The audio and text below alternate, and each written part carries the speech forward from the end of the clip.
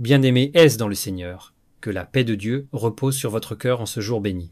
Bienvenue dans votre émission spirituelle, moment personnel avec Dieu, un rendez-vous sacré où l'âme se ressource, où le cœur se reconnecte à son Créateur.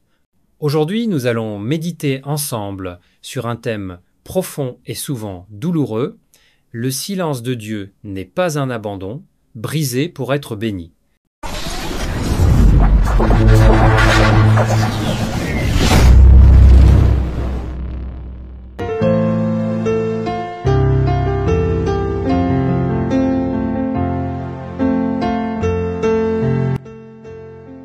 Il y a des saisons dans la vie où le ciel semble fermé, où nos prières s'élèvent sans réponse, où Dieu paraît silencieux. Ce silence divin, parfois long et pesant, peut être troublant. On se demande alors « Seigneur, m'as-tu oublié? Pourquoi ne réponds-tu pas ?» Mais rappelons-nous, le silence de Dieu n'est jamais un signe d'abandon.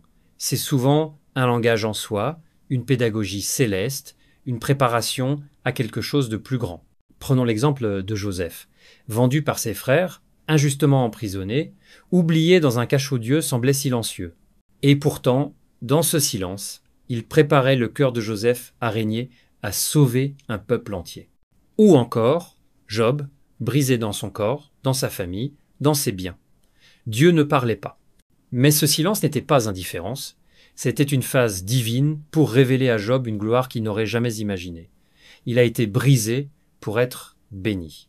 Parfois, nous devons être brisés dans notre orgueil, notre confort, dans nos attentes humaines, pour que Dieu puisse verser en nous des bénédictions qui dépassent notre compréhension. Le silence de Dieu est une salle d'attente, pas une fin. La brisure est une ouverture vers la transformation. L'attente devient un lieu d'onction. Verset clé pour méditer. Lamentation 3 versets 25-26. L'Éternel a de la bonté pour qui espère en lui, pour l'âme qui le cherche. Il est bon d'attendre en silence le secours de l'Éternel. Jean 11 verset 6. Lors donc qu'il apprit que Lazare était malade, il resta 2 jours encore dans le lieu où il était. Un silence stratégique avant un miracle spectaculaire. Psaume 34 verset 19. L'Éternel est près de ceux qui ont le cœur brisé, et il sauve ceux qui ont l'esprit abattu. Toi qui écoutes en ce moment, es-tu dans une nuit noire de l'âme? Peut être que tu te sens abandonné, brisé, incompris. Mais aujourd'hui, Dieu te dit « Je suis encore là, mon silence n'est pas mon absence. Tu es dans ma main. Et si je te brise, c'est pour te bénir au-delà de ce que tu peux imaginer. » Reste fidèle, reste à l'écoute, car après le silence vient le miracle.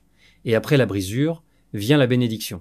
Éternel notre Dieu, toi qui sièges sur ton trône de gloire, toi qui n'es jamais pris au dépourvu, toi dont les pensées sont plus hautes que les nôtres, en ce moment même, nous venons devant toi avec des cœurs brisés, mais remplis d'espérance.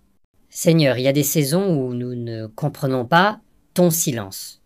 Nous crions, nous prions, nous pleurons, mais le ciel reste muet. Et pourtant, nous voulons croire que tu n'es jamais indifférent. Dans ton silence, tu travailles. Dans notre brisement, tu prépares une bénédiction. Seigneur, nous te demandons pardon pour tous les moments où nous avons douté de toi. Pardon pour toutes les fois où nous avons pensé que tu nous avais abandonnés.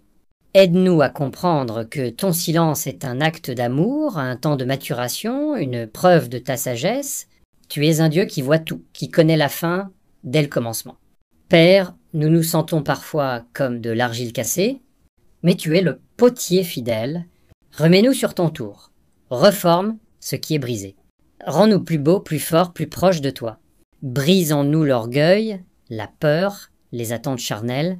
Brise nos idoles, nos plans égoïstes, nos fuites vers le monde.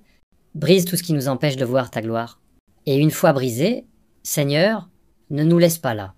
Relève-nous, restaure-nous. Fais couler l'huile de ton onction sur nos blessures. Fais de nous des témoins vivants de ta fidélité. Nous croyons que tu ne nous as pas oubliés. Même si nos émotions sont confuses, notre foi s'accroche à toi. Nous déclarons aujourd'hui, avec assurance, ton silence n'est pas ton absence, ta brisure n'est pas ta punition, tu nous prépares pour quelque chose de glorieux. Seigneur, relève l'âme abattue. console le cœur fatigué.